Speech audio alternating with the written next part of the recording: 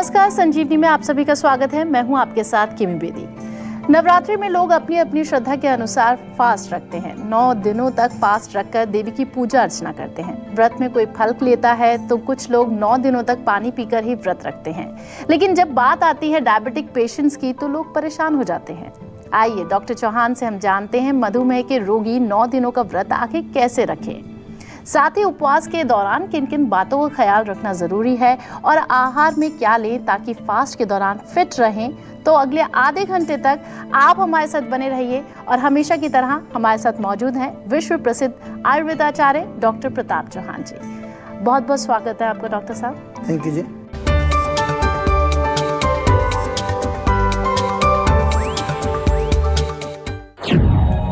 Diabetes के मरीज नवरात्र में कैसे रखें फास्ट, क्या खाएं जिससे शुगर रहे कंट्रोल। जानिए 12 तरीके जो रखेंगे आपको फास्ट में फिट।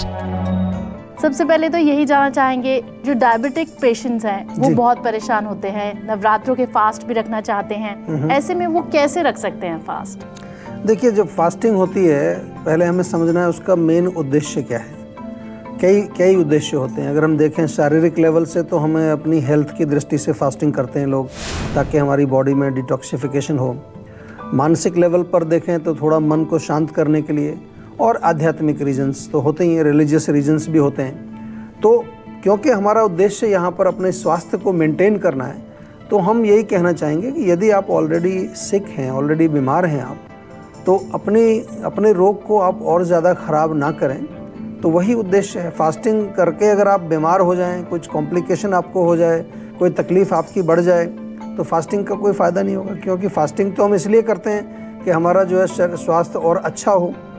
तो पहली चीज़ तो ये है कि आपको बिल्कुल अच्छी तरह से डिसाइड करना है कि आपका जो रोग है, डायबिटीज़ ख़ास तौर से अगर आपको है, तो वो रोग किस लेवल का है, कितना पुराना है, कितना वो कंट्रोल्ड है, कितना नहीं कंट्रोल्ड है। ये सब चीज़ों का अंदाज़ा लगा करके मैं तो कहता हूँ कि आप डेफिनेटली एक डॉक्टर से बातचीत कर लें, और जीवा का सेहत का नंबर आपके पास रहता ही है।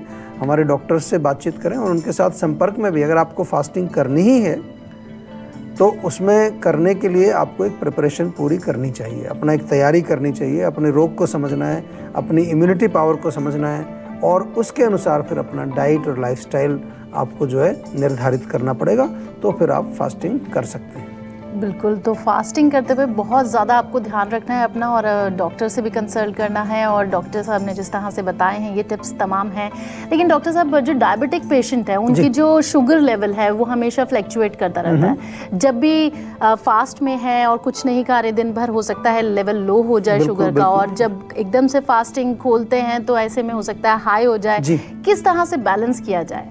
देखिए, बहुत केयरफुल रहने की ज़रूरत है। ख़ास तौर से डायबिटीज़ वाले पेशेंट्स को ऐसे भी देखा होगा कि अगर वो कुछ मील स्किप कर देते हैं, खाना टाइम से ना खाएं, तो शुगर उनकी लो चली जाती है। क्योंकि वो गोली कोई खा रहे होते हैं, कुछ लोग इंजेक्शन ले रहे होते हैं, तो उसको जो है शुगर वहाँ चाहिए उतना बैलेंस करने के लिए। शुगर लो होने से बहुत प्रॉब्लम हो जाती है, पेशेंट कोमा में भी चला जाता है, डेथ भी हो सकती है पेशेंट की।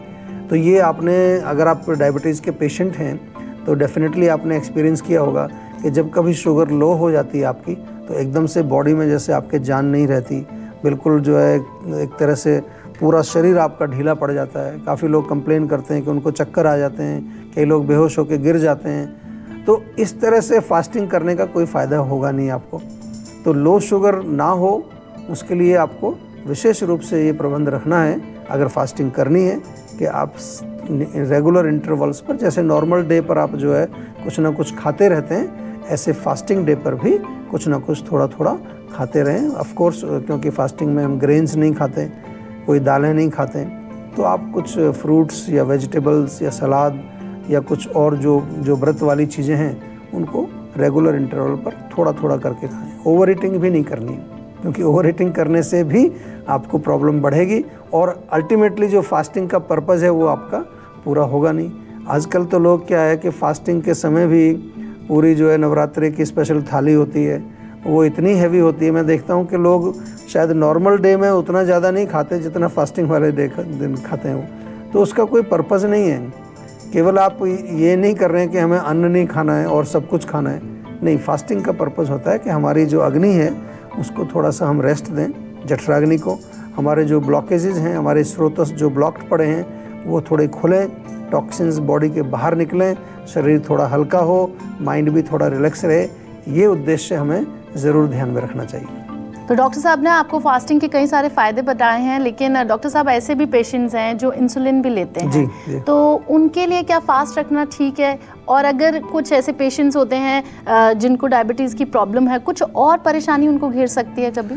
देखिए, डेफिनेटली जो इंसुलिन डिपेंडेंट डायबिटिक पेशेंट हैं, जो इंसुलिन का इंजेक्शन लेते हैं, उनको तो मैं वैसे तो एडवाइज़ करूँगा कि फ़ास्टिंग ना करें, क्योंकि आप लोगों को शायद मालूम होगा, जो लोग इंसुलिन लेते हैं उसमें कहीं थोड़ा बहुत भी गड़बड़ हो जाती है तो एकदम आपका शुगर लेवल फ्लक्चुएट कर जाता है।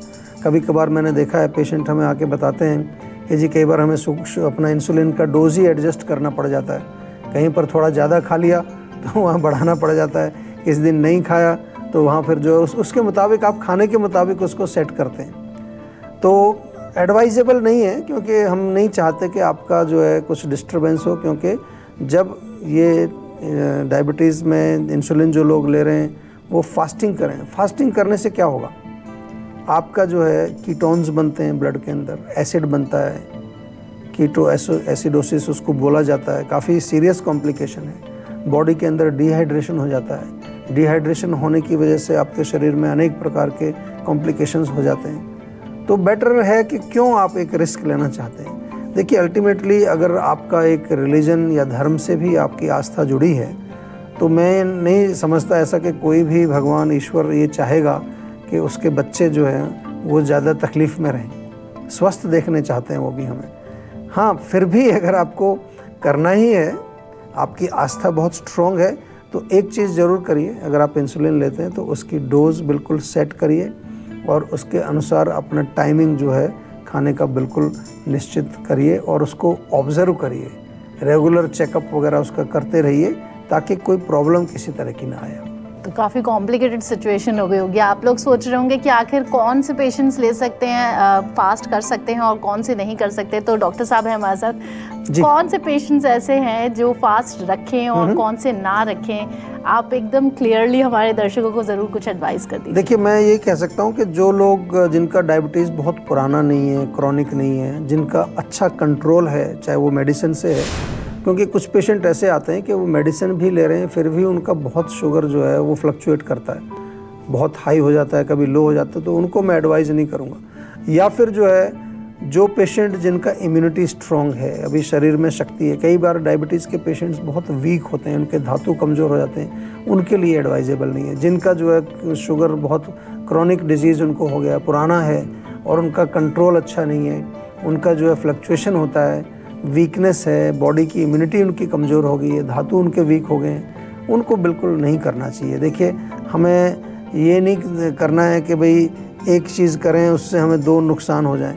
हम कोई भी कार्य अपने जीवन में करें, और ख़ास तौर से आयुर्वेद में तो हमारा ये प्रिंसिपल रहता है कि ऐसा नहीं करते हम कि एक रोग को ठीक करें और 5 रोग नए पैदा कर लें, तो वो हमारा उद्देश्य नहीं होता। हम लोग हमेशा एक होलिस्टिक अप्रोच लेकर के चलते हैं। तो एनीवे, जो लोग थोड़ा सा जिनका मेंटेन्ड है, स्ट्रॉन्ग है, बॉडी इनकी स्ट्रॉन्ग है, they can do it. But जो कमज़ोर हैं, जिनका कंट्रोल नहीं है ठीक से, दवाई से भी कई बार फ्लक्चुएशन चल रहा है उनका, वो ना करें, क्योंकि कहीं ना कहीं कॉम्प्लिकेशन हो जाएगा, फिर आपको लेने के देने पड़ जाएंगे। आज हम स्पेशली बात कर रहे हैं डायबिटिक पेशेंट्स की कि नवरात्र में आखिर वो किस तरह से फास्ट रख सकते हैं। तो डॉक्टर साहब, ऐसे हम देखते हैं तमाम पेशेंट्स, कंफ्यूजन तो रहता है और वही दूर कर रहे हैं अपने कार्यक्रम के माध्यम से, लेकिन ये आपसे हम जानना चाहेंगे कि नवरात्रों में ऐसा कौन सा खाना खाया जाए जिससे सेहतमंद भी रहें और जो फास्ट है वो खंडित भी ना हो? देखिए, डायबिटीज़ के पेशेंट्स की अगर हम बात कर रहे हैं तो मुख्य रूप से आपको डेफिनेटली अगर फास्ट कर रहे हैं तो अन्न तो नहीं खाना है, लेकिन कई चीज़ें होती हैं। जब जो डायबिटीज़ के पेशेंट हैं उनको मेन समस्या क्या आती है कि अगर लॉन्गर थोड़ा फास्ट हो गया तो शुगर डाउन जाएगा, तो दे मस्ट कीप समथिंग, कुछ रखना चाहिए। कुछ ऐसी चीज़ें आजकल जैसे खजूर है फॉर एग्ज़ाम्पल, खजूर अच्छा है, खजूर के लड्डू भी बन जाते हैं, या फिर जो है कुछ किशमिश या मुनक्का, ऐसी चीज़ें अपने पास रखें आप, ताकि उसको थोड़ा सा 8-10 दाने मुंह में डाल करके चबाएं तो उससे आपको रिलीफ मिलेगा। या क्योंकि जो व्रत जो होता है उसमें मीठा खाना तो मना नहीं है, तो थोड़ा सा गुड़ भी रख सकते हैं आप। गुड़ जो है अच्छी शुगर मानी जाती है एक प्रकार की, it's not considered very bad. थोड़ा सा एक गुड़ का पीस, अगर आपको लगे कि आपका शुगर लो हो रहा है तो वो आप ले सकते हैं। भुने हुए चने भी बहुत अच्छा काम करते हैं, अपने साथ रखिए बैग में। थोड़ा हल्का सा भूख लगे, कई बार ऑफिस में होते हैं, लंच का टाइम नहीं है, आपको समय भी नहीं है कि अभी ये कुछ खाएं, तो चने थोड़े से खा लीजिए, उससे भी आपको काफ़ी रिलीफ मिलेगा। या फिर घर से कुछ आप बना करके ला सकते हैं, कोई सलाद बना के ला सकते हैं, या कोई स्प्राउट्स का जो है कुछ, जैसे हमने जिक्र किया अंकुरित जो होते हैं, उसका कुछ बना करके आप ला सकते हैं। तो ऐसी चीज़ों का आप सेवन करें। और मैं यही आपको जो है एक तरह से शुभकामना देना चाहूँगा कि आपके व्रत भी अच्छे हो जाएं और आपका सेहत खराब ना हो। तो अब वक्त आ गया है नवरात्र का उपवास रखने के लिए। जो डायबिटिक पेशेंट्स इच्छुक हैं वो 12 तरीके डॉक्टर साहब से जान ले कि कौन से वो 12 सुरक्षित तरीके हैं डॉक्टर साहब जिसके ज़रिए उपवास रखा जा सकता है, और क्या खाना ज़्यादा सेहतमंद रहेगा उनके लिए। देखिए, सबसे पहले तो डायबिटीज़ वाले जो पेशेंट हैं, आप व्रत रखें तो एक चीज़ का ज़रूर ध्यान रखें। सबसे पहला ये है कि रेगुलर इंटरवल्स पर कुछ थोड़ा थोड़ा आपको खाना है, ज़्यादा नहीं खाना हो, थोड़ा थोड़ा खाना है। और जो चीज़ें आप खाने में चूज़ करेंगे वो ऐसी चीज़ें हों जो थोड़ा एब्जॉर्ब स्लोली होती हैं, स्लो एब्जॉर्बिंग फूड्स होते हैं, उसमें कई सारी वेजिटेबल, सलाद, फ्रूट्स वगैरह होते हैं, उनका सेवन करें। ऑफ कोर्स नियमित रूप से पानी खूब पिएं, plenty of water you should drink. और छाछ का सेवन आप कर सकते हैं, छाछ बहुत अच्छी रहती है इसमें। छाछ पीने से आपको जो है शरीर में कई विटामिन्स, मिनरल्स आपको मिलते हैं। नारियल पानी भी बहुत अच्छा काम करता है, नारियल पानी अमूमन सब जगह मिलता है, वो पीना चाहिए। एक चीज़ ज़रूर ध्यान रखें कि चाय कॉफ़ी नहीं पीना है आपको। चाय कॉफ़ी व्रत के समय मत पीजिए। मैंने देखा है बहुत सारे लोग चाय बहुत पीते हैं व्रत के समय में। एक तो खाली पेट है, फिर ऊपर से चाय पीना, तो बहुत हीट बॉडी में बढ़ जाती है। और ओवर ईटिंग भी नहीं करनी है, ये भी बहुत बड़ी गलती हम करते हैं। कई लोग पूरा दिन भूखे रहते हैं, जब शाम को जब उनका टाइम आता है खाने का तो उसमें जो है पूड़ी भी और टिक्की भी बनाते हैं और पकौड़े भी बनाते हैं, कोई खीर भी बना लेते हैं। तो दैट इज़ नॉट गुड, वो बहुत गलत है। वो मैंने जैसा शुरू में कहा कि थोड़ा थोड़ा खा सकते हैं आप रेगुलर इंटरवल्स पर, एक बार में बहुत ज़्यादा नहीं। और जंक फूड तो बिल्कुल नहीं खाना, ये सब जंक ही है आजकल। टिक्की, पूड़ी, कचौड़ी, ये सब बना लेते हैं लोग आजकल। अब तो किसी भी रेस्टोरेंट पर चले जाइए, आप किसी पार्टी में भी चले जाओ नवरात्रों में, तो हाँ अलग से स्पेशल खाना मिलता है आपको नवरात्रि वालों का, तो वो अच्छा नहीं है, दैट्स नॉट गुड, उसको बिल्कुल अवॉइड करना चाहिए। एक्सरसाइज हैवी नहीं करनी है आपको, क्योंकि ज़्यादा एक्सरसाइज करने से भी आपको बहुत जो है शरीर में वीकनेस आ जाती है। अपना जो ब्लड शुगर लेवल है उसको रेगुलरली चेकअप करते रहना चाहिए। ऐसा नहीं कि दिन में 6 बार चेक करना, लेकिन फिर भी ड्यूरिंग फास्ट जो है ना कोशिश करिए एक आध बार ज़रूर चेक कर लो, ताकि आपको पता रहे कि क्या चल रहा है। और कहीं आपको लगे कि थोड़ा बहुत गड़बड़ है तो तुरंत डॉक्टर से आपको संपर्क करना चाहिए। और जो लोग इंसुलिन लेते हैं तो उनके लिए बहुत आवश्यक है कि वो इंसुलिन की अपनी डोज को सेट कर लें। और मोस्ट इम्पॉर्टेंट कि हर चीज़ ऑब्ज़र्व करके आपको रखनी है और अपने डॉक्टर से टच में बने रहना है। कोई आपको अगर ज़्यादा तकलीफ़ हो तो हमारा सेहत का नंबर तो आपके फ़ोन में शायद सेव कर रखा होगा, आपने नहीं किया तो आज ही कर लीजिए। कभी भी कोई तकलीफ़ हो उस नंबर पर डायल कीजिए। हमारे जीवा के आयुर्वेदिक डॉक्टर्स आपके साथ हमेशा मौजूद रहते हैं। किसी भी तरह की प्रॉब्लम हो, कोई भी चीज़ आपको पूछनी है, आप उनसे पूछ सकते हैं। अरे आ गई है संजीवनी टिप्स की, जिसमें डॉक्टर चौहान आपको ये बताएंगे कितना नुकसानदेह है एल्युमिनियम के फॉइल में रोटियां पैक करना। देखिए, बहुत सारी चीज़ें हमारी लाइफ का एक हिस्सा बन चुकी हैं अभी, और कभी कभार हमें उसका कोई अंदाज़ा नहीं होता कि कितना नुकसान वो हमारे शरीर में कर रही होती हैं। सबसे बड़ी चीज़ आपने जैसे कहा कि एल्युमिनियम फॉइल बहुत यूज़ होता है। मैं भी देखता हूँ हर जगह जो है अभी कोई भी खाने की चीज़ें उसी में रैप करके हम जो यूज़ करते हैं। लंच पैक करके लाते हैं, बच्चों को खाना देते हैं, सब उसी में पैक होता है। तो एक तो मैं ये कहना चाहूँगा कि कुछ चीज़ें ऐसी हमारी लाइफ में आ गई हैं कि शायद उनको छोड़ना तो बहुत मुश्किल है। One of them is mobile phone है, जैसे टेक्नोलॉजी। अब हम कहें कि मोबाइल में बहुत रेडिएशन निकलती है और रेडिएशन से बहुत सारी बीमारियां होती हैं, सबको मालूम है, लेकिन हम उसको छोड़ नहीं पाते। लेकिन एक काम कर सकते हैं कि उसका मिनिमम प्रयोग किया जाए।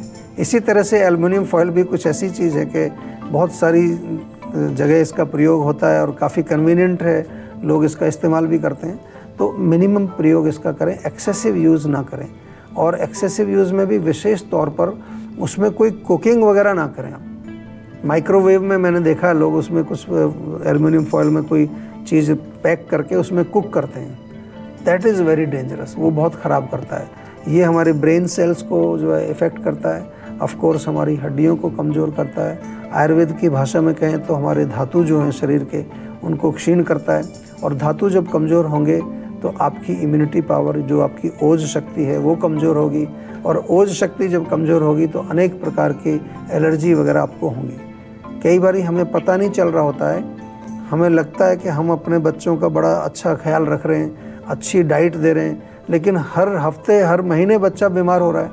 तो कहीं ये तो उसका कारण नहीं है, ये भी देखना है आपको। पूरे भारत में आज हम देख रहे हैं कि विटामिन डी की कमी हो रही है सब। ये तो वो देश है जहाँ पूरा साल सूरज निकलता है, यहाँ क्यों विटामिन डी कम हो रहा है? तो कहीं ये तो कारण नहीं है उसमें। ये चीज़ें देखनी पड़ेंगी, सोचनी पड़ेंगी, क्योंकि हमने अपने जीवन में बहुत सारी चीज़ों को बदल दिया है और वही उनमें से कुछ ऐसी चीज़ें हैं जो आज हमें अपने स्वास्थ्य संबंधी जो भी समस्या हैं उनका आंसर मिलेगा। तो कुछ ना कुछ जो है हमें थोड़ा सा एक बैलेंस करके चलना पड़ेगा, तभी हम स्वस्थ रहेंगे। और तमाम जो हेल्थ रिलेटेड समस्याएं हैं उसका सोल्यूशन आयुर्वेद में मिलता है। और डॉक्टर साहब, आप तमाम जो जानकारी हमारे दर्शकों को देते हैं वो बहुत इंपॉर्टेंट है। बहुत बहुत धन्यवाद आज के लिए आपका। Thank you very much. तो आज के लिए बस इतना ही, लेकिन अगले एपिसोड में आपके हेल्थ से जुड़ी हुई किसी भी नई प्रॉब्लम पर डिस्कशन ज़रूर करेंगे और साथ ही आपको उनका तमाम जो उचित सोल्यूशन है वो भी देने की कोशिश करेंगे। अगर आपको भी कोई हेल्थ से रिलेटेड प्रॉब्लम है तो आप हमारे सेहत के नंबर 0129404040 पर फ़ोन कर आप कॉल कर सकते हैं, अपने रजिस्टर करवा सकते हैं कॉल।